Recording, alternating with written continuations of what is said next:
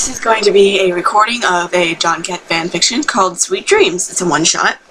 It is by Disco Demolition on DeviantArt. It is very sad stuff. So I'd suggest you do not watch this if you do not like sad stuff. Also, to the fact, I have never tried a John voice before, so if you hear a screwed up voice trying for me to do John, I will be trying to do John. Your name is Carcat Vantis, and wow, you didn't know your body could contain this much blood. It's a pretty much river, streaming down the checkered hills and creating close to a pond of red. That's the best comparison you can think of with the pain racking your body.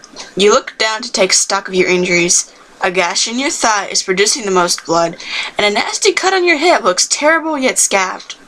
You cough, licking blood off of your lips before looking down.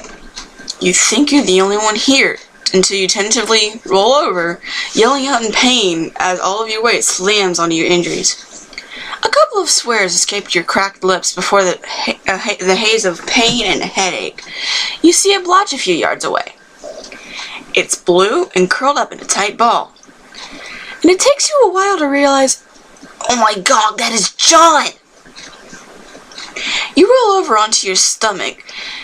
You're only thought now to check on John. You reach out shakily with an arm, fingernails digging into the ground, and then you pull, swears pouring out of your mouth. You hate it that you're so weak, and you hate it now there's tears in your eyes, both from despair and pain. You persevere through the pain, repeating your actions until the yards between you and John are closed into feet. You hadn't realized it when you were so far away, but he is actually facing you, eyes closed and face splashed with blood. You wonder for a horrifying second if he's dead before he coughs. Egbert, you say. Your voice is terribly low and strangled. Egbert! You try again, pulling yourself closer to him. He cracks a blue eye at you, and a smile comes over his lips. Hey, Carcat, John says slowly, voice choked. He coughs shortly after, and you make your agonizingly slow and painful way closer to him. As you're taking a note of his injuries, you see that he is worse off than you are. Jack nailed him in the stomach, blood never ceasing to seep out of the wound. You roll over onto your side carefully, reaching out to put an arm around John.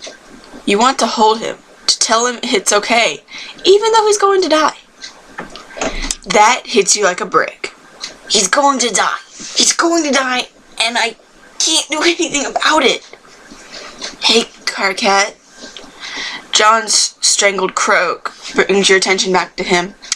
The smile's still there, though now it's sad. I'm sorry that I couldn't protect you. Shut up, Egbert, you say, some of your defiance returning, though your voice is still low. It's my fault. John's eyes open, looking at you. You notice he's beginning to tear up. No, it's not, Carcat. You're going to die. You are too, idiot. John extends a hand, placing it over the cancer sign on your shirt. Carcat, I don't see a tear symbol on you. When you die for good. But when I die, I don't die for good. You'll be gone, and I'll still be here.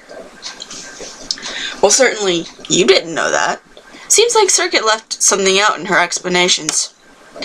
You place your hand over his, both hating and accepting the pastel red tears welling in your eyes. His fingers curled around yours.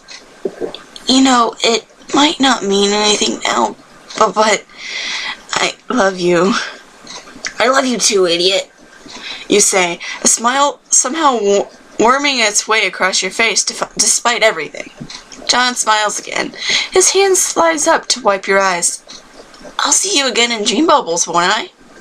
I guess, you say, unsure but hopeful. His eyes close, and he rests his hand on your cheek. I love you a lot. Then he stops breathing. You feel your heart shatter as you shift away from him a bit, hand not leaving his. You stare at his body for a moment before your vision specks with white. Oh, no, oh, God, I'm dying. Just as you feel your life slipping away, you realize John's beginning to be revived, eyes flickering as yours close. The last thing you hear is, "Sweet dreams, Carcat."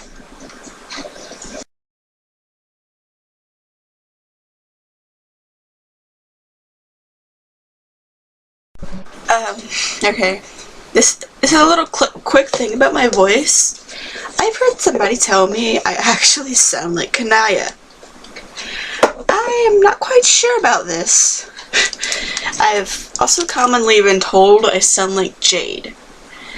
However, opinions are open, and if you watch this, you are free to tell me, what character do I sound like to you?